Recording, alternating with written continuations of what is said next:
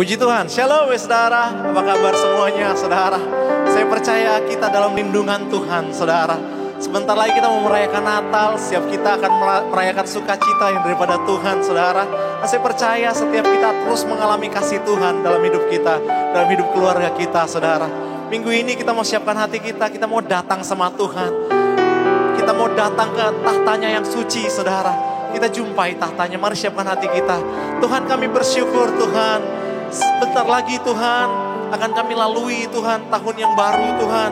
Sebentar lagi Natal juga akan kami lalui Tuhan. Kami mengucap syukur buat apa yang terjadi, buat penyertaan Tuhan yang luar biasa Tuhan. Kami mengasihi-Mu, kami berterima kasih buat kebaikan-Mu selama setahun ini Tuhan. Kau begitu luar biasa, Roh Kudus menuntun kami Tuhan, menjagai kami Tuhan. Kami siapkan hati kami Tuhan, kami mau datang kepadamu. Haleluya. Terima kasih Tuhan Yesus. Terima kasih Roh Kudus. Kami mengasihi-Mu. Haleluya. Mari datang sama Tuhan saudara. Terima kasih Tuhan. Datang Roh Kudus, Kau kurindu. Dengan minyak yang baru urapiku. Mengalir penuhiku. Mengalir penuhiku, mengalir pulihkanku. Kuasa-Mu mengubah hidupku. Mari datang Roh Kudus. Datang Roh Kudus, Kau kurindu. Dengan minyak yang baru urapiku. Penuhiku, mengalir pulihkanku. Kuasa-Mu mengubah hidupku. Satu hal Tuhan, satu yang ku rindu, bersekutu denganmu. Bawaku lebih lagi tinggal di dalam-Mu, nikmati hadirat-Mu, jamalah seluruh hidupku. Urapan-Mu mengubah hidupku. Mari siapkan hati kita lebih lagi saudara. Masuk lebih dalam saudara. Datang Roh Kudus. Datang Roh Kudus, Kau kurindu. Dengan minyak yang baru penuhiku. Mengalir penuhiku, mengalir pulihkanku. Kuasa-Mu mengubah hidupku. Satu yang ku rindu, bersekutu denganmu. Bawaku lebih lagi tinggal di dalam-Mu, nikmati hadirat-Mu, jamalah seluruh hidupku. Urapan-Mu mengubah hidupku. Sama-sama bilang satu hal, satu yang ku rindu, bersekutu denganmu. Bawaku lebih lagi tinggal di dalam-Mu, nikmati hadirat-Mu, jamalah seluruh hidupku. Urapan-Mu mengubah hidupku. Boleh cepat saja bilang, satu yang ku rindu, bersekutu denganmu. Bawaku lebih lagi tinggal di dalam-Mu, nikmati hadirat-Mu, jamalah seluruh hidupku. Urapan-Mu mengubah hidupku. Sama-sama bilang, oh, satu yang ku rindu, bersekutu denganmu. Bawaku lebih lagi tinggal di dalam-Mu, nikmati hadirat-Mu, jamalah seluruh hidupku.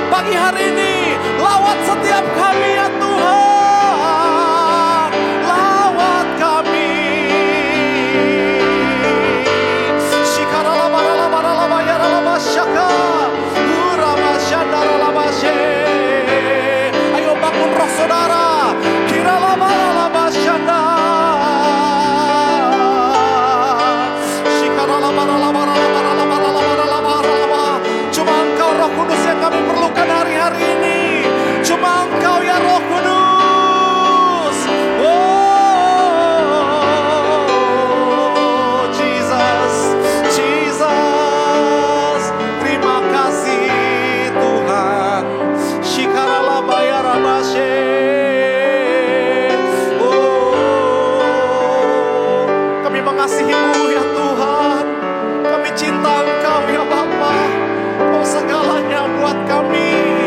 Nyatakan apa yang menjadi isi hati-Mu atas hidup kami Tuhan. Nyatakan kemuliaan-Mu di tempat kami berada pagi hari ini. Syakalalabaya rabasyanda.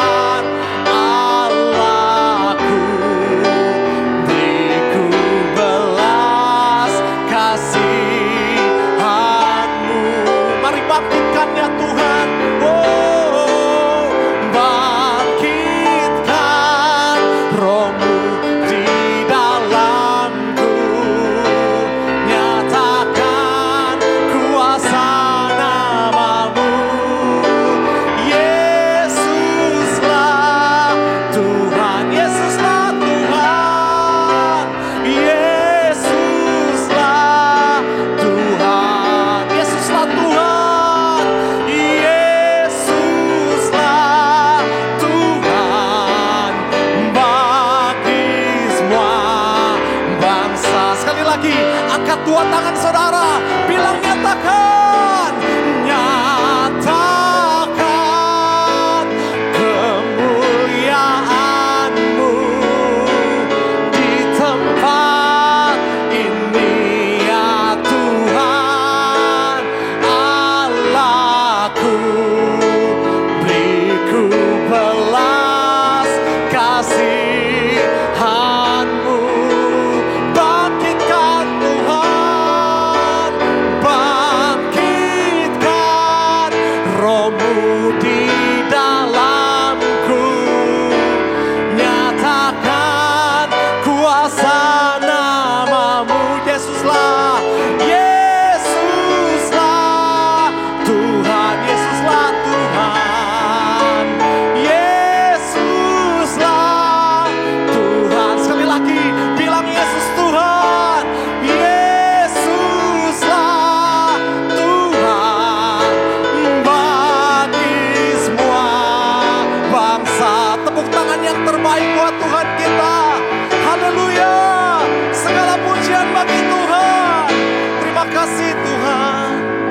Pada hamba-Nya. Bapa, dalam nama Yesus kami mengundang Roh Kudus datang di rumah masing-masing, di tempat kami masing-masing. Waktu kami memuji, menyembah, hadirat-Mu turun di tengah-tengah kami bersyukur. Terima kasih untuk lawatan-Mu di dalam pujian penyembahan. Kami bersyukur karena menjelang hari yang kami sangat rindukan, di mana gereja-gereja semuanya datang ke rumah Tuhan, berbakti pada hari Natal. Kami minta Tuhan, Roh Kudus, mempersiapkan hati kami dengan firman-Mu pada pagi hari ini, pada saat ini. Buka hati kami Tuhan, untuk menikmati hadirat Tuhan, menikmati firman Tuhan. Kau yang berkhotbah Tuhan, bukan manusia, bukan pendeta. Semua persiapan-persiapannya tidak ada artinya kalau bukan Tuhan yang berkhotbah. Mari Kau jalankan rancangan kehendak-Mu sendiri Tuhan. Kepada setiap kami pada pagi hari ini, dalam nama Yesus Kristus, kami mengikat roh-roh di udara, roh di bumi, dan di bawah bumi yang akan mengganggu pemberitaan firman Tuhan pada saat ini. Dalam nama Yesus juga roh sakit penyakit, roh sakit perut, roh tangan tidak kuat, tidak berdaya, roh kelumpuhan kami tengking. Pergi dalam nama Yesus, keluar semua. Demi nama Yesus, Roh Kudus yang berkuasa atas kami semua. Di dalam nama Yesus kami ikat roh-roh jahat di udara itu. Juga roh sakit penyakit. Ada orang yang saat ini dilepaskan dari sakit pinggang. Sebelah kiri sini sakit, Tuhan sembuhkan kau. Terima kasih Tuhan. Ada orang yang dadanya sebelah tengah sini saudara, rasanya seperti tertekan. Kau seringkali mengalami ketakutan dan tanganmu kadang-kadang seperti tertekap pada saat tertentu saudara, karena engkau takut. Tapi Tuhan lepaskan kau pada saat ini, kuasa mujizat Tuhan yang bekerja dalam nama Yesus. Ada orang yang punya beban berat saat ini, Tuhan lepaskan kau. Kuasa Tuhan yang bekerja dalam nama Yesus. Terima kasih Tuhan, haleluya. Kami undang Kau Roh Kudus sebagai roh wahyu, roh hikmat, roh kuasa, roh mujizat, roh kemenangan, roh peperangan rohani, roh keberanian, roh kuasa, roh kemerdekaan dalam nama Yesus.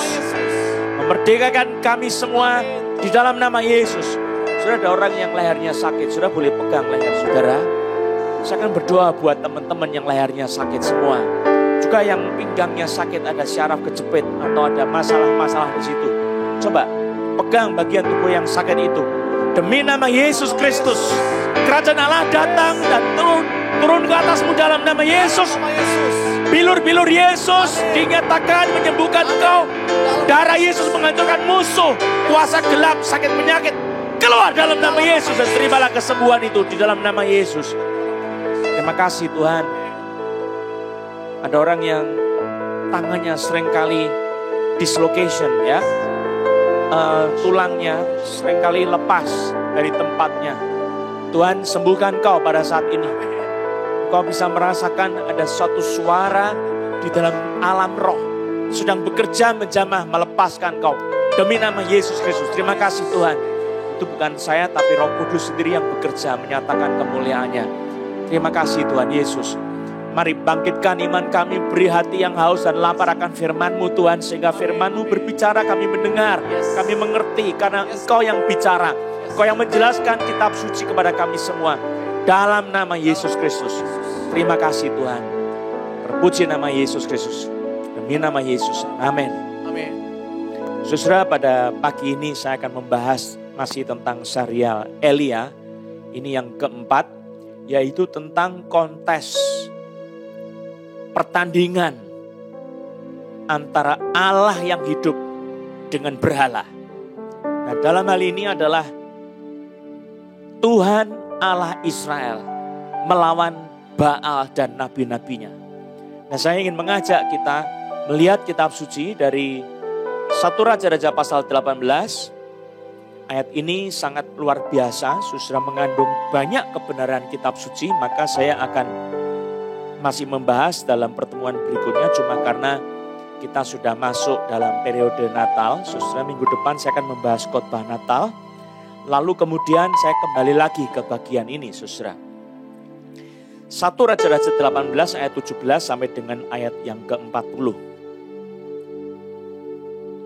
1 Raja-Raja pasal 18 ayat 17 sampai dengan ayat 40. Ini adalah suatu kisah yang sangat besar sekali dan salah satu message dari kitab Raja-Raja adalah berbicara tentang Tuhan Allah yang hidup, yang menyatakan diri, yang membuktikan dirinya, yang membela dirinya, bukan kita terutama, tetapi Tuhan yang berniat membela dirinya di hadapan anak-anaknya. Mari kita lihat ayat 17, 1 Raja-Raja 18. Segera sesudah Ahab melihat Elia, ia berkata kepadanya, "Engkaukah itu yang mencelakakan Israel?" Jawab Elia kepadanya, "Bukan aku yang mencelakakan Israel, melainkan engkau ini dan kaum keluargamu. Sebab kamu telah meninggalkan perintah-perintah Tuhan dan engkau ini telah mengikuti para Baal. Sebab itu suruhlah mengumpulkan seluruh Israel ke Gunung Karmel. Juga nabi-nabi Baal yang 450 orang itu dan nabi-nabi Asyera yang 400 itu yang mendapat makan dari meja istana Isabel." Saudara, ini adalah satu tantangan daripada Nabi Elia kepada Raja Ahab, di mana Elia menyodorkan satu kontes antara dia sebagai hamba, sebagai nabi daripada Tuhan Allah Israel melawan nabi-nabi Baal dan nabi-nabi Asyera dengan Allah mereka, dewa-dewi mereka. Nah, Asyera ini adalah dewi perempuan, saudara, adalah istri daripada dewa Baal. Kalau Asyera itu adalah dewi kesuburan yang bertindak lebih bersifat personal, tanda kutip ya. Memberi makan, yang merawat, memelihara. Sekaligus juga yang tidak menyembah dia diancam dengan sengsara dan pedang. Ini adalah Asyera, saudara. Tapi Nabi Baal yang menyembah Baal itu merasa biasanya karena di dalam sistem masyarakat yang patrilineal ya, saudara, bahwa Baal itu pria, dewa pria yang juga bicara kesuburan seperti Asyera, saudara. Tetapi Baal itu mempunyai satu level yang bisa memulihkan, kalau di dalam keyakinan mereka, saudara, memulihkan semua kekuatan energi yang dibutuhkan. Jadi dia bisa memberi energi, dan Baal ini adalah satu jenis nabi level yang paling tinggi. Ya, selain kalau kita tahu Dagon itu juga dewa kesuburan, tetapi dia lebih bicara soal dewa kesuburan di pesisir. Dia menguasai lautan, bisa memberi berkat kesuburan kepada masyarakat, bukan cuma soal padi, gandum, ya, lebih tepat gandum ya saudara, bukan padi. Dia juga menguasai langit, ya, seperti Baal, tetapi dia lebih berkuasa untuk lautan, itu Dagon. Nah saudara, kalau ini bicara Baal, dia berkuasa atas petir, atas angin, atas tanah dan segala macamnya. Dan dia bisa memulihkan segala sesuatu itu yang diyakini. Dan itu disembah-sembah oleh kerajaan Israel. Dan itu sebabnya maka kuasa penghukuman Tuhan itu turun atas bangsa Israel yang ada di dalam wilayah kerajaan Israel. Yehuda dikecualikan dalam peristiwa kekeringan selama 3,5 tahun. Nah, coba saya bacakan. Di sini ditantang oleh Nabi Elia supaya suruhlah mengumpulkan seluruh Israel ke Gunung Karmel. Nabi-nabi Baal yang 450 orang itu dan nabi-nabi Asyera yang 400 itu, yang mendapat makan dari meja istana Isabel. Ayat 20 saudara. Ahab mengirim orang ke seluruh Israel dan mengumpulkan nabi-nabi itu ke Gunung Karmel. Saudara, kalau melihat di dalam pasal 18 ayat yang pertama dijelaskan, dan sesudah beberapa lama datanglah firman Tuhan kepada Elia dalam tahun yang ketiga. Jadi ini masuk tahun yang ketiga. Pergilah, perlihatkanlah dirimu kepada Ahab, sebab aku hendak memberi hujan ke atas muka bumi. Tidak disebutkan kapan periodenya, tetapi ini adalah tahun ketiga. Dan seperti yang saudara tahu bahwa setelah peristiwa ini terjadi mujizat besar, hujan lebat yang luar biasa, sangat luar biasa turun membasahi tanah Israel. Karena terjadi suatu revival di mana umat Israel melihat Tuhan yang hidup, yang bekerja, yang sudah mengalahkan Baal dengan para nabi-nabinya. Nah saudara, di sini peristiwanya 3,5 tahun kekeringan. Jadi kalau saudara bisa membaca kisah ini, saudara, berarti ada satu periode kira-kira 6 bulan lebih. Bisa 10 bulan, bisa 11 bulan, bisa 1 tahun, saudara. Di mana Ahab itu mengirimkan orang ke seluruh Israel dan mengumpulkan nabi-nabi itu ke Gunung Karmel. Coba dibaca ayat 21. Lalu Elia mendekati seluruh rakyat itu dan berkata, berapa lama lagi kamu berlaku timpang dan bercabang hati? Ini masalah utama bangsa Israel. Berlaku timpang dan bercabang hati. Kalau Tuhan itu Allah, ikutilah dia. Dan kalau Baal, ikutilah dia. Tetapi rakyat itu tidak menjawabnya sepatah kata pun. Jadi ini problemnya bangsa Israel yang ada di wilayah kerajaan Israel itu suka menyembah dua-duanya. Tuhan Allah Israel disembah, tapi juga Baal disembah. Lalu kemudian Asyera juga disembah. Saudara, ini adalah satu kekeliruan yang besar sebab Tuhan kita tidak boleh dinomorduakan dan tidak suka dinomorduakan. Dikatakan Tuhan itu Esa, kasihlah dia dengan segenap hatimu, dengan segenap jiwamu, dengan segenap kekuatanmu, dengan segenap akal budimu. Jadi Tuhan yang Esa menghendaki seluruh hidup kita untuk dia. Dan tidak boleh kita menyembah berhala. Dan ini sesuatu pengkhianatan atau suatu percabulan rohani yang Tuhan sangat benci di dalam diri umatnya. Mari coba lihat. Dikatakan lalu Elia berkata kepada rakyat itu, hanya aku seorang diri yang tinggal sebagai nabi Tuhan. Padahal nabi-nabi Baal itu ada 450 orang banyaknya. Namun baiklah diberikan kepada kami 2 ekor lembu jantan. Biarlah mereka memilih seekor lembu memotong-motongnya, menaruhnya ke atas kayu api, tetapi mereka tidak boleh menaruh api. Aku pun akan mengolah lembu yang seekor lagi, meletakkannya ke atas kayu api, dan juga tidak akan menaruh api. Kemudian biarlah kamu memanggil nama Allahmu, dan aku pun akan memanggil nama Tuhan. Maka Allah yang menjawab dengan api, dialah Allah. Seluruh rakyat menyaut, katanya, baiklah demikian. Saudara, kalau perhatikan kata Allah di situ, Elohim, nama Allahmu, Elohim, saudara. Ini bicara tentang satu jenis. Jadi istilah Allah itu bukan nama. Ya, kadang-kadang di dalam masyarakat sekarang orang percaya Allah itu nama.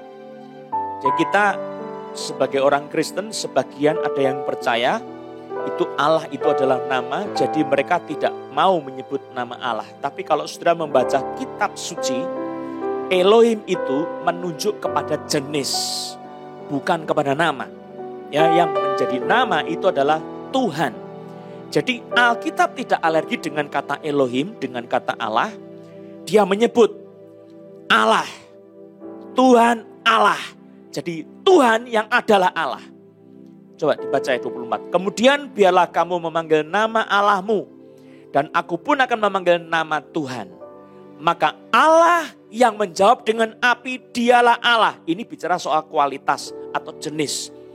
Jadi jangan saudara-saudara salah kaprah.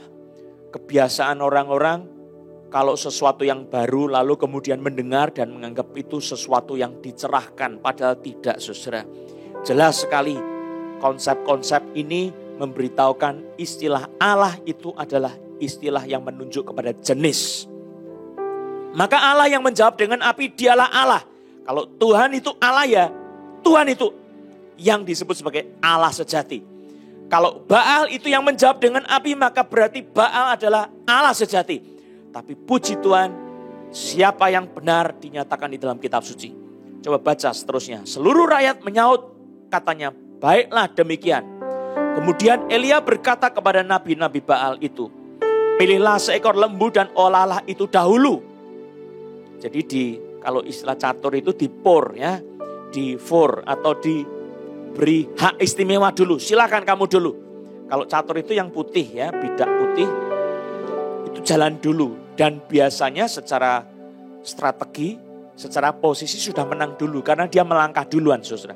Nah ini seperti ini, saudara. Elia memberikan kesempatan, silakan jalan dulu. Kerjakan dulu. Biar kamu mau menikmati kemenangan, silakan. Coba baca di sini. Kemudian Elia berkata kepada nabi-nabi Baal itu, pilihlah seekor lembu dan olahlah itu dahulu karena kamu ini banyak. Sesudah itu panggillah nama Allahmu, tetapi kamu tidak boleh menaruh api. Mereka mengambil lembu yang diberikan kepada mereka, mengolahnya dan memanggil nama Baal dari pagi sampai tengah hari, katanya, ya Baal, jawablah kami. Tetapi tidak ada suara, tidak ada yang menjawab. Sementara itu mereka berjingkat-jingkat di sekeliling mezbah yang dibuat mereka itu. Saudara, kalau mendengar istilah berjingkat-jingkat seperti jinjit-jinjit saja, ya. Begini, ya. Tapi kalau saudara membaca dalam bahasa aslinya, ini bukan berjingkat-jingkat, tetapi bisa diterjemahkan seperti King James, lift upon. Sebab dari kata pasah dan al. Al itu di atas, above, upon, over. Pasah itu adalah bisa lompat. Dia bisa melewati. Jadi dengan kekuatan supernatural, mezbah itu di situ, orang-orang itu bisa melewati, melompati. Dengan kuasa supernatural, orang-orang yang disebut nabi-nabi Baal itu melewati mezbah. Wah, ini supernatural, saudara. Bisa juga diartikan dia lompat di atas mezbah. Saya tidak tahu mana yang lebih tepat, saudara. Itu terjemahan King James, leap upon. Tapi juga Young Literal Translation, kitab suci, terjemahan yang sangat amat literal. Di situ disebut dengan istilah leap on. Jelas dia naik di atasnya. Ya. Tapi saudara, di dalam terjemahan yang lain, New American Standard Bible, New King James Version, itu dia melompat-lompat di sekitar, leap about. Jadi berjingkat-jingkat lompat-lompat di sekitarnya. Ya. Kalau di dalam terjemahan English Standard Version, limped around, artinya tertatih-tatih di sekitarnya. Atau berjalan pincang di sekelilingnya. Nah, seperti itu. Membentuk ritme. Nah, saudara, ini merupakan bentuk kejengkelan. Bisa bentuk kekesalan yang sudah hebat terhadap Baal. Kenapa tidak jawab-jawab? Dan tindakan nafsu yang mengklaim otoritas. Kamu harus jawab. Harus jawab. Seperti itu. Saudara, ini mau menunjukkan bahwa nafsu itu lebih berbicara di sini, saudara. Saya bacakan, mereka mengambil lembu yang diberikan kepada mereka, mengolahnya dan memanggil nama Baal dari pagi sampai tengah hari. Katanya, ya Baal, jawablah kami. Tetapi tidak ada suara, tidak ada yang menjawab. Sementara itu mereka berjingkat-jingkat di sekeliling mezbah yang dibuat mereka itu. Lebih tepat itu lompat di atas mezbah, bisa cukup melompat, melewati, over. Ya. Pada waktu tengah hari, Elia mulai mengejek mereka, katanya, panggillah lebih keras, bukankah dia Allah? Mungkin ia merenung, mungkin ada urusannya, mungkin ia bepergian, barangkali ia tidur dan belum terjaga. Maka mereka memanggil lebih keras, serta menoreh-noreh dirinya dengan pedang dan tombak. Seperti kebiasaan mereka, sehingga darah bercucuran dari tubuh mereka. Ini sudah sampai tahap para nabi-nabi Baal itu, saudara, mengorbankan dirinya. Ada yang mungkin memotong bagian tubuhnya. Ada yang melukai dirinya dengan pedang. Sehingga darah bercucuran, saudara. Tombak, tusukkan ke tubuhnya. Darah bercucuran. Supaya apa? Dapat perhatian dari Baal.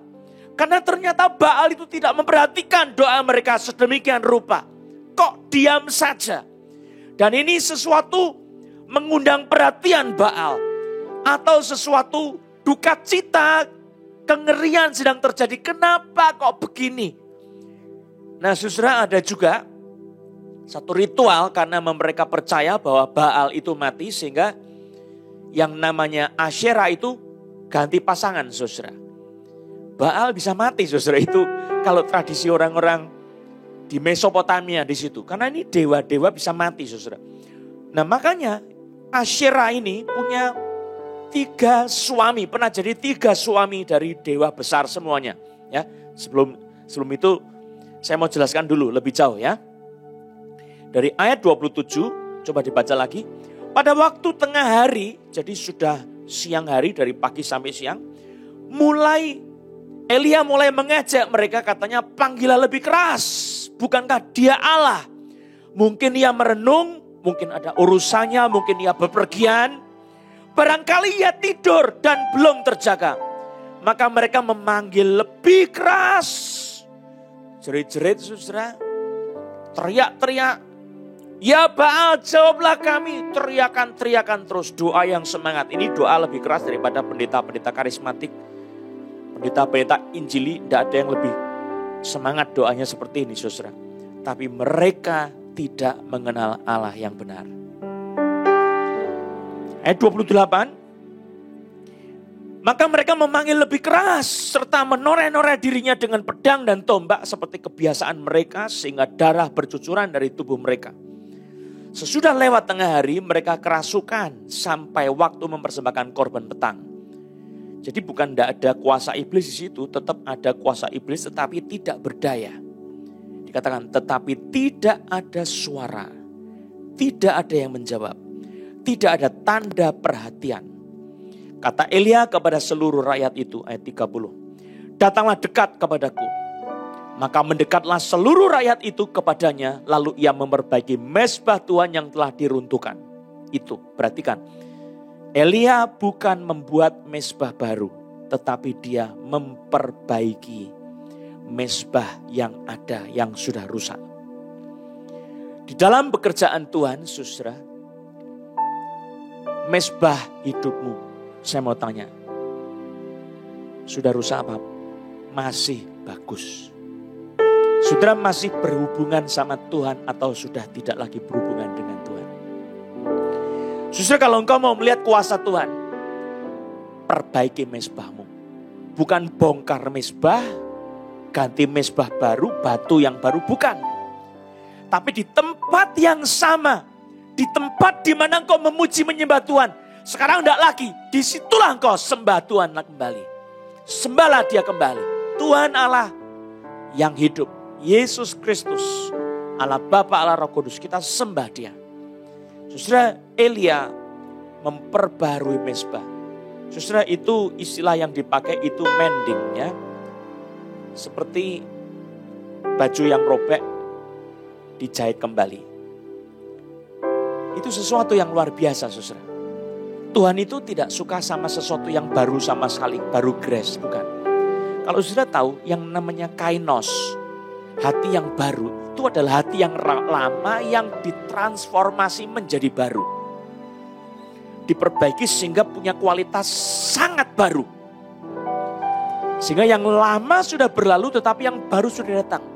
Tetapi dari yang lama, manusia yang berdosa dijadikan baru. Dia dirubah oleh darah Yesus sehingga yang berdosa menjadi kudus. Luar biasa. Itu mujizat yang tidak ada taranya, saudara. Tuhan suka sesuatu yang dari yang rusak-rusak itu diambil didandani. Saudara, Tuhan itu seperti tukang rongsok yang cari yang bekas-bekas. Dia pulihkan yang bekas-bekas menjadi baru dan super luar biasa, antik, mahal. Lebih daripada dia ciptakan baru sama sekali. Saya bukan berarti menolak adanya mujizat, misalnya ginjal yang baru. Saya percaya itu bisa terjadi. Ya, ada orang yang jantungnya tidak berfungsi, diberi jantung yang baru, bisa. Tapi itu sesuatu yang bukan satu-satunya jalan. Saya bilang ya, lebih tepat di dalam urusan membangun mezbah, Tuhan tidak suka sesuatu yang baru. Ibadah kita, saudara, coba jangan aneh-aneh. Ibadah kita, mari kita membangun kembali fondasi-fondasi yang Tuhan tetapkan dalam kitab suci. Fondasi-fondasi yang lama dibangun kembali, dipulihkan kembali. Penyembahan kepada Allah, doa persekutuan dengan Tuhan dipulihkan kembali. Maka Tuhan akan menjawab dengan kuasanya. Coba katakan di dalam kitab suci ini. Ayat 30. Kata Elia kepada seluruh rakyat itu, datanglah dekat kepadaku. Maka mendekatlah seluruh rakyat itu kepadanya. Lalu ia memperbaiki mezbah Tuhan yang telah diruntuhkan itu. Jadi kata Rafa, memperbaiki. Yehova Rafa, Yehova penyembuh. Disembuhkan, artinya yang sudah rusak itu dibetulkan. Menjadi utuh kembali. Rafa, istilahnya pakai Rafa, betul-betul. Sebenarnya gampang sekali kalau kita sakit disembuhkan. Bukan berarti orangnya diganti. Orangnya tetap orang yang lama yang sakit tadinya tetapi sembuh. Sehingga menjadi kuat. Pernah enggak lihat orang yang tadinya lemes, sakit-sakitan jadi sangat kuat? Saya dulu waktu masih mahasiswa di sekolah Alkitab, saya setiap hari itu minum Decolgin 2 atau Neosep setiap hari 2. Karena saya sering pusing dan beler hidungnya. Waktu saya menjadi pendeta, ditabiskan sebagai pendeta, saya itu kalau mau khotbah saya harus minum Activate 1 butir, kadang-kadang 2 butir Activate. Dan saya sering kali buang-buang air. Nah, saya lemah sekali, tetapi pada saat saya ada di Afrika Selatan, Tuhan menjamah hidup saya mengalami sakit penderitaan yang sangat berat. Itu adalah batuk yang sangat hebat. Ya, batuknya itu menghabiskan tenaga saya dan saya melihat kunang-kunang di sekitar saya. Saya seperti orang yang mau pingsan setiap kali kalau batuk. Dan pagi hari itu slamnya itu setengah gelas aqua. Nah, itu seperti itu. Tapi satu hari Tuhan sembuhkan saya dengan mujizat. Nah, setelah itu saya menjadi sehat sekali. Saya kira-kira boleh dibilang selama hampir 3 tahun saya tidak pernah sakit setelah itu. Pusing pun tidak, saudara. Sedikit pun pusing tidak. Saya berhenti minum obat Decolgin, Antalgin, Neuralgin. Semua itu berhenti, saudara. Neosep, termasuk juga bodrek, dan termasuk itu apa? Yang kecil-kecil itu, ya, yang bikin hidung mampet dari belernya, ya. Jadi itu pun insidal, semua berhenti, saudara. Karena Tuhan menyembuhkan saya dan saya menjadi sehat sekali. Coba perhatikan ini, mezbah Tuhan diperbaiki. Saudara mesti memperbaiki mezbah Tuhan. Kemudian Elia mengambil 12 batu menurut jumlah suku keturunan Yakub. Ayat 31. Kepada Yakub ini telah datang firman Tuhan. Engkau akan bernama Israel. Ia mendirikan batu-batu itu menjadi mezbah demi nama Tuhan dan membuat batu parit. Membuat suatu parit sekeliling mezbah itu yang dapat memuat dua sukat benih. Ia menyusun kayu api, memotong lembu itu dan menaruh potongan-potongannya di atas kayu api itu. Sesudah itu ia berkata, penuhilah 4 buyung dengan air dan tuangkan ke atas korban bakaran dan ke atas kayu api itu. Kemudian katanya, buatlah begitu untuk kedua kalinya. Dan mereka berbuat begitu untuk kedua kalinya. Kemudian katanya, buatlah begitu untuk ketiga kalinya. Dan mereka berbuat begitu untuk ketiga kalinya. Sehingga air mengalir sekeliling mezbah itu, bahkan parit itu pun penuh dengan air. Perhatikan saudara, 4 buyung. 1 buyung itu kira-kira 70 liter saudara. Jadi 280 liter dikali berapa kali itu? 3 kali saudara. Sampai semuanya paritnya penuh air. Korban yang disembelih pun basah kuyup. Ayat 36. Kemudian pada waktu mempersembahkan korban petang, tampillah Nabi Elia dan berkata, ya Tuhan Allah Abraham, Ishak dan Israel, pada hari ini biarlah diketahui orang bahwa engkaulah Allah di tengah-tengah Israel. Dan bahwa aku ini hambamu, dan bahwa atas firman-Mu lah aku melakukan segala perkara ini. Jawablah aku ya Tuhan, jawablah aku supaya bangsa ini mengetahui bahwa engkaulah Allah ya Tuhan. Dan engkaulah yang membuat hati mereka tobat kembali. 38. Lalu turunlah api Tuhan, menyambar habis korban bakaran, kayu api, batu dan tanah itu. Bahkan air yang dalam parit itu habis dijilatnya. Coba lihat apinya itu sampai membakar air, saudara. Yang dibakar, dihabiskan korban bakarannya, kayu api, batu dan tanah. Coba bayangin, batu bisa kebakar, tanah bisa kebakar, bahkan air yang dalam parit itu habis dijilatnya. Ketika seluruh rakyat melihat kejadian itu, sujudlah mereka serta berkata, Tuhan dialah Allah, Tuhan dialah Allah. Kata Elia kepada mereka, tangkaplah nabi-nabi Baal itu. Seorang pun dari mereka tidak boleh luput. Setelah ditangkap, Elia membawa mereka ke sungai Kison dan menyembelih mereka di sana. Saudara, intinya saudara, bacaan kita, Elia membuat sebuah kontes. Pertandingan dari apa yang mereka sembah. Allah Israel, Allah Abraham, Allah Ishak, Allah Yakub, yang mengenalkan dirinya di dalam Kristus Yesus. Kita melihat itu sesuatu perubahan, pewahyuan yang progresif, makin lama makin jelas. Tetapi saudara, yang satu pihak lagi adalah Baal. Nah, saudara perhatikan di dalam kontes ini tidak ada nabi-nabi Asyera sama sekali. Kenapa saudara? Karena nabi Asyera itu lebih rendah tingkatannya dari nabi Baal. Walaupun Asyera itu disebut sebagai goddess yang par excellence, dewi yang super gemilang, paling gemilang. Karena apa? Dia punya sesuatu aura sebagai dewi, sampai dewa-dewa kelas paling top itu jatuh cinta dan mengawininya. 3 kali ya punya suami. Nah ini, saudara, Kalau kita melihat di sini, maka yang diutus adalah nabi-nabi Baal.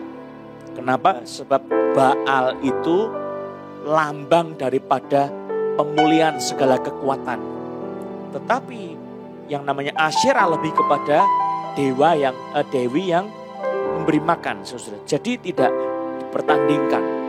Nah, apalagi saudara, mereka berpikir mungkin kalau nanti satu waktu kalah, ya andai kata kalah, mereka berpikir bisa dibikin tanding ulang, tetapi diajak antara Yahweh melawan Baal dan Asyera gabung jadi satu. Namun itu tidak terjadi, saudara. Itu sebagai sebuah alternatif pikiran kita, saudara. Ternyata Tuhan membasmi semua nabi Baal pada saat itu. Nah, saudara, yang menjadi pertanyaan saya, kok bisa ini si Elia, Nabi Elia, dia membuat satu ide kontes antara Allah yang disembah dari Allah Abraham, Allah Ishak, Yakub, Allah Tuhan Yahweh dengan Baal, saudara. Memang kedua-duanya ini tidak seimbang sama sekali, saudara. Tetapi itu menjadi sesuatu bukan dikerjakan dari akal-akalannya Elia. Saya katakan sekali lagi, bukan akal-akalannya Elia. Kenapa, saudara? Coba lihat ayat kitab suci, ayat 36 dan 37. Kemudian pada waktu mempersembahkan korban petang, tampillah Nabi Elia dan berkata, "Ya Tuhan Allah Abraham, Ishak dan Israel, pada hari ini biarlah diketahui orang bahwa Engkaulah Allah di tengah-tengah Israel dan bahwa aku ini hambamu dan bahwa," coba perhatikan, "bahwa atas firman-Mu lah aku melakukan segala perkara ini." Saudara, artinya saudara, ayat 36 cukup menurut saya, menjelaskan kepada kita bahwa ide pertempuran antara Baal dengan Tuhan Allah Abraham, Allah Ishak, Allah Yakub itu bukan ide akal-akalannya Nabi Elia, bukan, sama sekali bukan. Tetapi adalah satu kehendak Allah. Tuhan memberitahukan kepada Elia step yang harus dikerjakan, bagaimana mengerjakannya.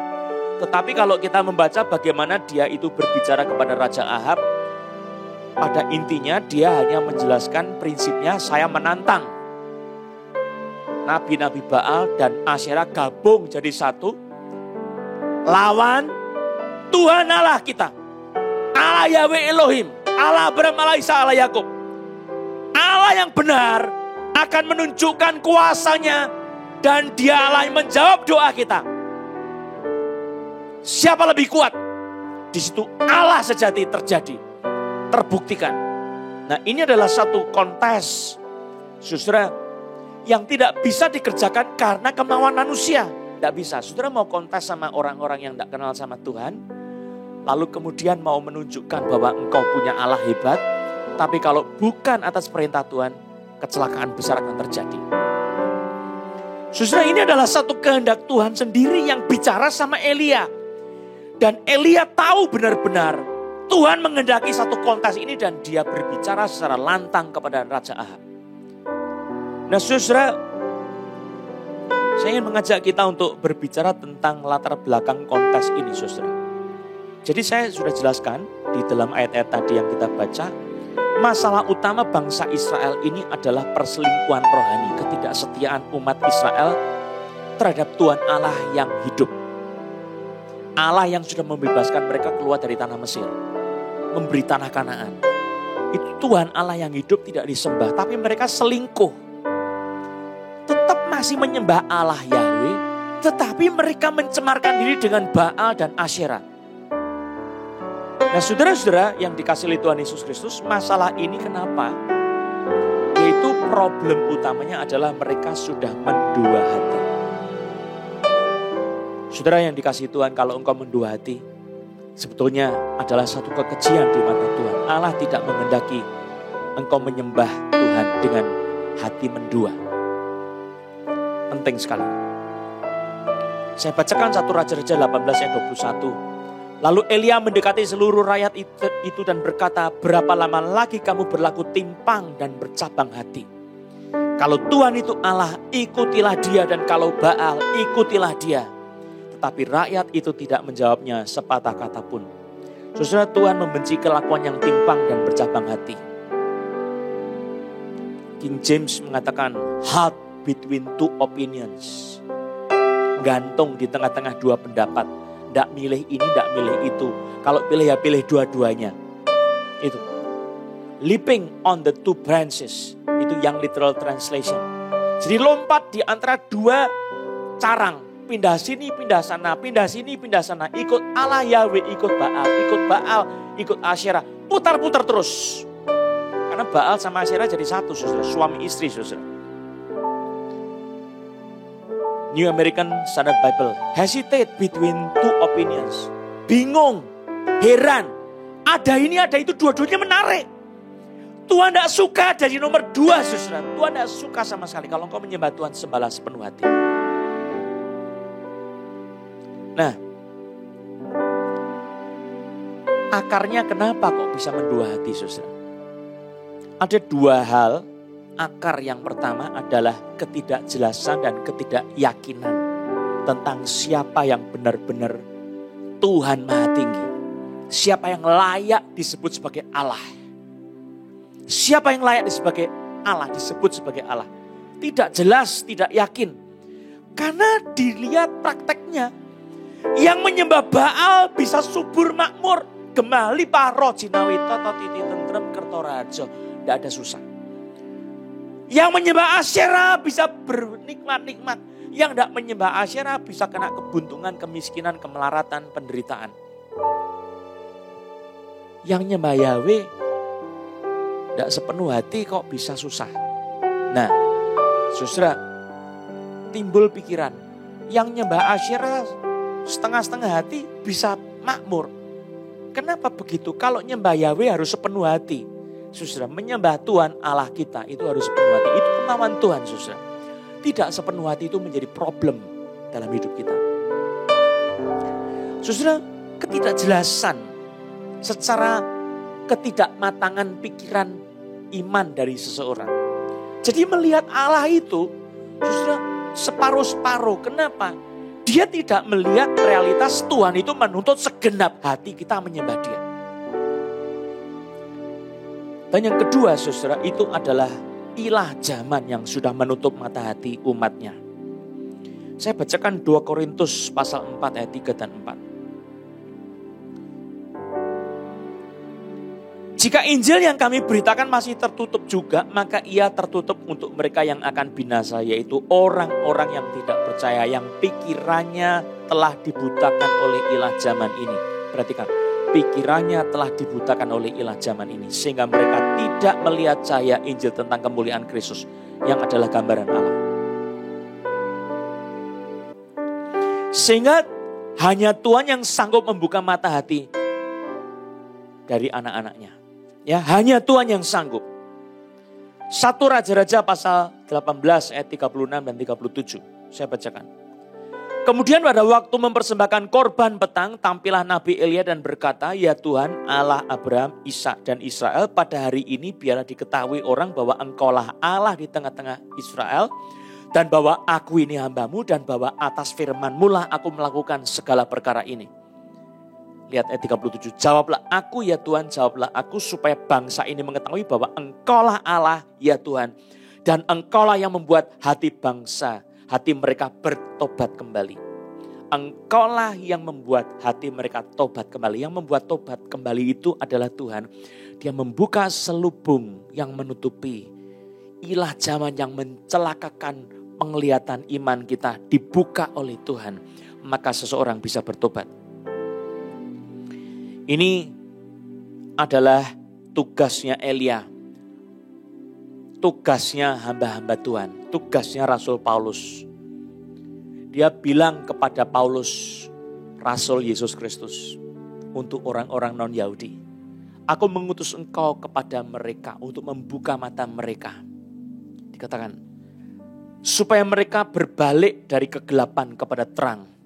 Dan dari kuasa iblis kepada Allah.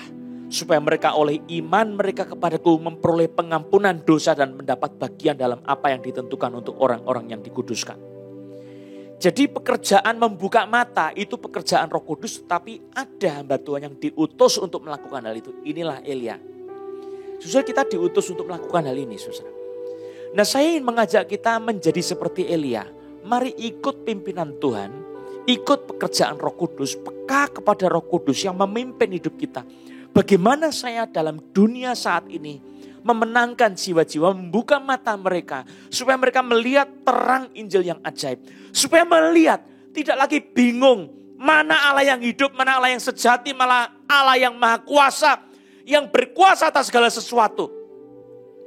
Saudara, pikiran yang masih diselubungi oleh ilah zaman ini akan menjadi tumpul.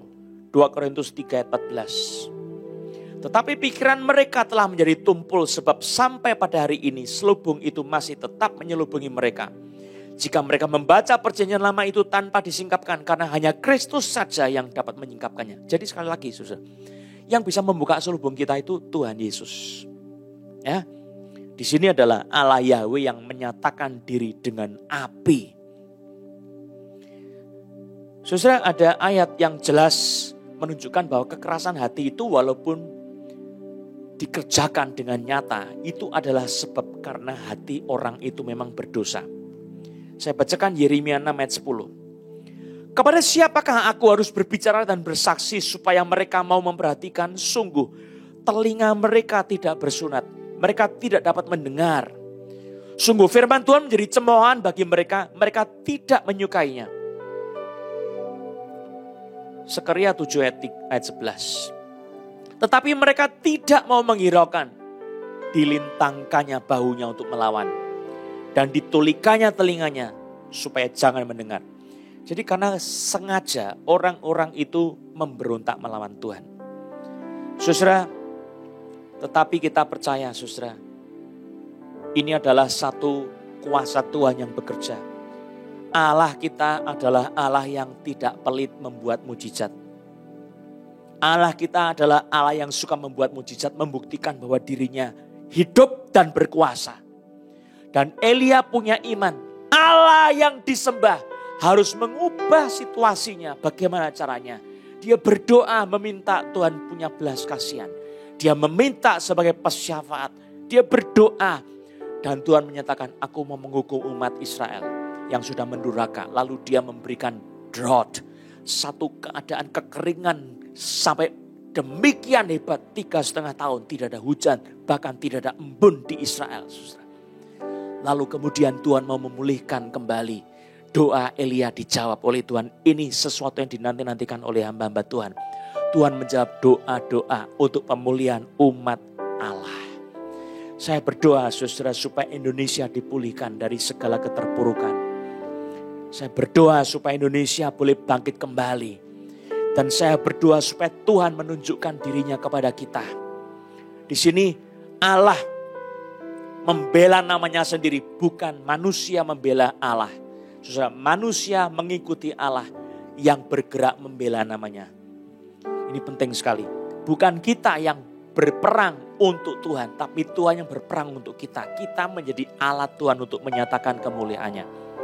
Nah saudara, di sini yang penting adalah bukan kemenangan kita, tetapi kemenangan nama Tuhan. Itu sebabnya waktu Elia disalah mengerti, itu karena kamu yang sudah bernubuat supaya terjadi kekeringan yang merata di seluruh Israel. Tidak ada air, tidak ada embun, tidak ada hujan. Itu salahmu, kamu sudah bernubuat. Elia bilang bukan saya, tetapi karena kamu dan kaummu yang sudah menyembah Baal meninggalkan Tuhan. Nah, Elia membuktikan dirinya sebagai hamba Tuhan. Dan benar perkataannya itu didemonstrasikan. Kemampuan Tuhan dinyatakan. Saudara, sehingga terbukti siapa Allah yang benar, siapa Allah yang hidup. Nah saudara, satu kenyataan yang besar. Tuhan itu berkenan untuk menampilkan dirinya sebagai Allah yang hidup. Saya berdoa supaya Tuhan juga menampilkan dirinya sebagai Allah yang hidup bagi saudara. Allah tidak mau nomor 2. Berikan hatimu kepada Tuhan. Berikan seluruh jiwamu kepada Tuhan. Sembahlah Tuhan. Bangun kembali mezbahmu. Ikutilah Tuhan karena Dialah yang hidup. Kalau saudara masih belum yakin, coba saksikan apa yang dikerjakan oleh Tuhan Allah, Yesus Kristus, di dalam Yesus Kristus, di dalam kitab suci. Kalau engkau masih belum yakin, baca kitab suci terus. Kalau engkau masih belum yakin, engkau boleh mengetes Tuhan. Tetapi belum tentu Tuhan mau dites. Ya, tidak ada jalan lain. Saya mau menganjurkan saudara, lebih baik percaya walaupun tidak melihat. Tapi Tuhan itu suka membuat mujizat. Suka membuat sesuatu kegaduhan, tanda kutip. Supaya apa? Orang segala berpaling kepada Tuhan.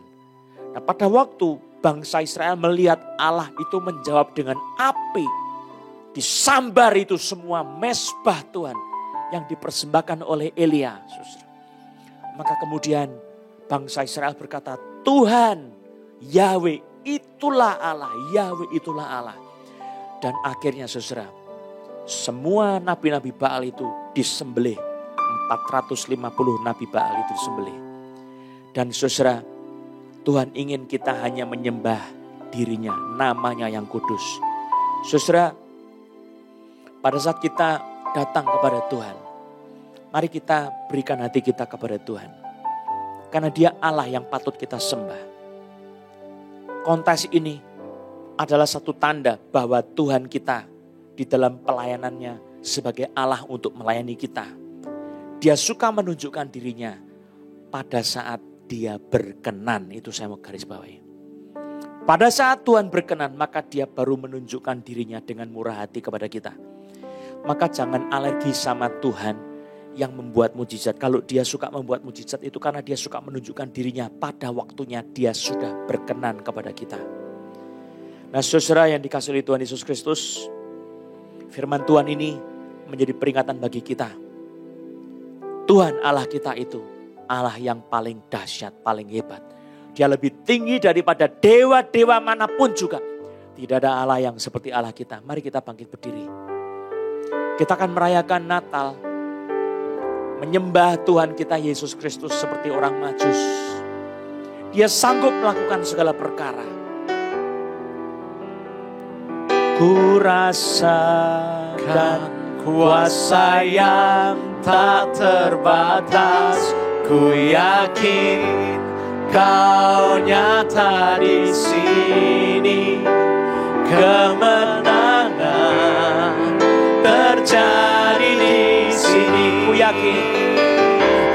yakin Kau hadir di sini. Ku rasakan kuasa yang tak terbatas. Ku yakin Kau nyata di sini. Kemenangan terjadi di sini. Kelepasan terjadi di sini. Kesembuhan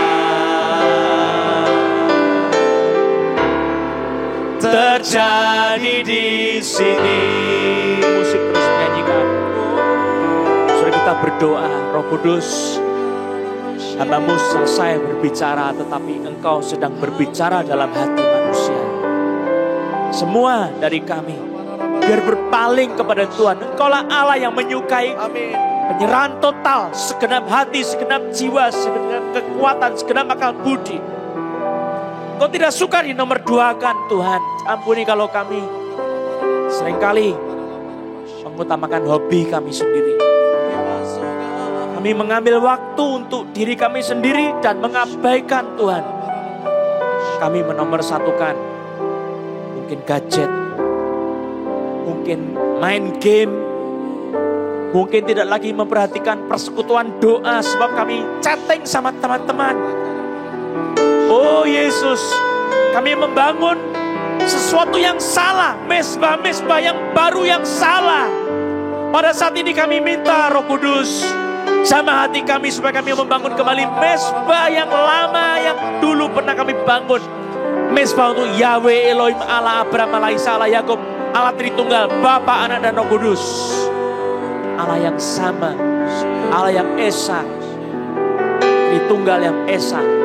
Kami berdoa Roh Kudus supaya hidup kami dipulihkan kembali.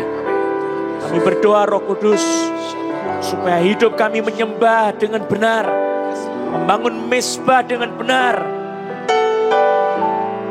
menyatakan di sana Tuhan mendengar doa kami. Mezbah itu membangun iman kami, mezbah itu memulihkan kehidupan kami. Kami berdoa Roh Kudus, supaya anak-anak-Mu yang bersama-sama mempersiapkan hari Natal, kami boleh ingat kembali, itulah waktu pertobatan yang penting. Kami membangun kembali mezbah untuk menyambut anugerah terbesar, yaitu Yesus Kristus yang menjadi manusia. Meteraikan firman-Mu dalam hati kami masing-masing. Saudara berdoa, minta Roh Kudus berdiam dalam hatimu, berkuasa dalam hatimu, masing-masing berdoa. Allah yang hidup, mari jamah hati kami. Kau bisa menjawab Elia dengan doa yang sederhana, tidak seperti orang-orang yang disebut nabi-nabi Baal, menoreh-noreh diri. Tapi kami cukup berseru dengan penuh keyakinan iman, Kau menjawab doa kami. Beri iman yang sederhana seperti Elia. Kami minta Tuhan, Kau jawab doa anak-anak-Mu saat ini dalam nama Yesus. Sudah berdoa masing-masing. Lepaskan hadirat-Mu Tuhan untuk kami dalam nama Yesus. Saya melihat terang Tuhan dicurahkan kepada kita semua. Atmosfer rumah saudara ada yang berubah menjadi terang benderang. Ada kehangatan. Kita masuk dalam suasana Natal di dalam nama Yesus. Biar kasih Kristus itu, kasih Allah Bapa bersinar terang dalam rumah tangga masing-masing. Demi nama Yesus. Buka hati saudara. Saya mau minta impartasi Roh Kudus turun atas kehidupanmu. Demi nama Yesus Kristus. Roh kemenangan. Roh yakin bahwa Tuhan menjawab doamu melalui iman terjadi dalam kehidupan. Dalam nama Yesus. Impartasi kuasa Allah. Impartasi kemuliaan Tuhan dalam kehidupanmu. Demi nama Yesus. Roh Kudus, mari jamah. Sekarang saya mau berdoa buat teman-teman yang sakit. Saudara, tumpangan tanganmu di tempat tubuh yang sakit di dalam nama Yesus. Oleh nama Yesus Kristus, Roh Kudus menjamah tempat itu yang sakit. Di dalam nama Yesus. Terang ilahi menyatakan kemuliaannya pada saat ini. Demi nama Yesus. Aku hardik roh-roh jahat membuat sakit itu pergi. Dalam nama Yesus. Dilepaskan dari sakit penyakitmu. Dan terimalah dengan iman kesembuhan dari Yesus Kristus. Oleh bilur-bilur Yesus kau disembuhkan. Kerajaan Allah sudah datang kepadamu. Dan engkau mengalami kemenangan itu.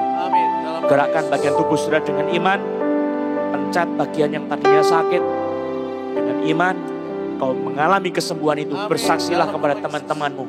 Haleluya. Mari kita berdiri sama-sama. Kita nyanyikan For You Are Great.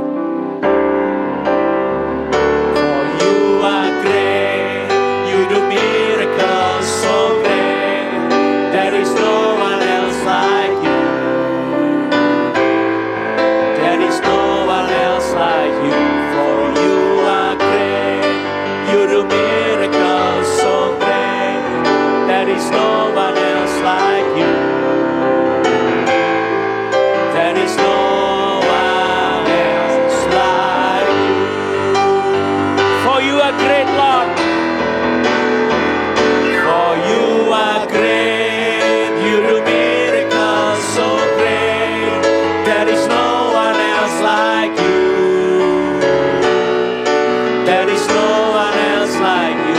For You are great. You do miracles so great.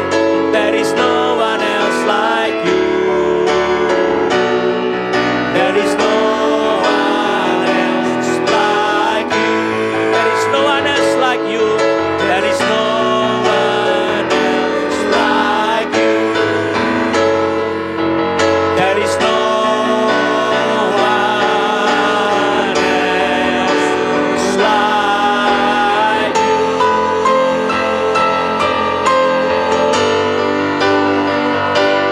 Amin. Arahkan hatimu kepada Tuhan dan terimalah berkat Tuhan. Kiranya damai sejahtera daripada Allah kita, pertolongan dari Tuhan kita Yesus Kristus, serta persekutuan, perlindungan bersama-sama dengan Roh Kudus menyertai kehidupanmu, saudara-saudara sekalian, keluargamu, orang tuamu, istri, suami, anak-anakmu, dan pelayanan serta pekerjaanmu hari ini sampai Maranatha. Tuhan datang kembali. Amin. Amin. Puji Tuhan.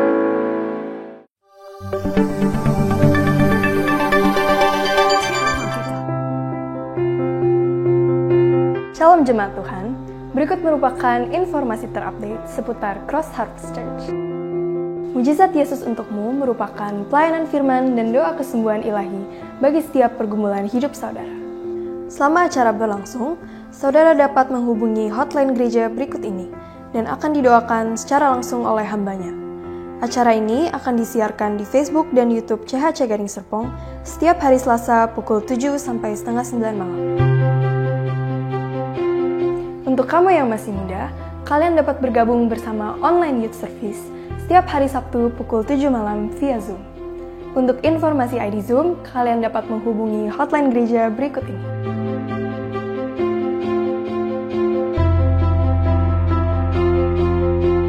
Mari ajak anak-anak kita mengikuti Children Ministry setiap hari Minggu pukul 11 siang via Zoom.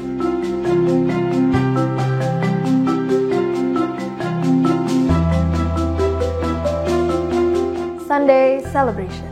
Ibadah online ini disiarkan setiap hari Minggu pukul 9.30 pagi. Mari siapkan hati kita untuk beribadah bersama-sama.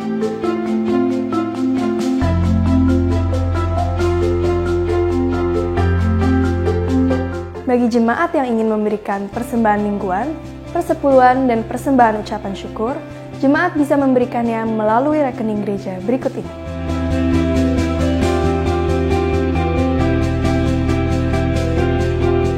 Informasi dari kami mengajak saudara untuk follow Instagram kami di @chhcgadingserpong, YouTube @chhcgadingserpong. Jangan lupa di-subscribe dan tekan tombol lonceng untuk informasi terupdate. Untuk Facebook, saudara bisa add friend Johannes Lilik Susanto. Saya Jenis Andreas, Happy Sunday, Tuhan memberkati.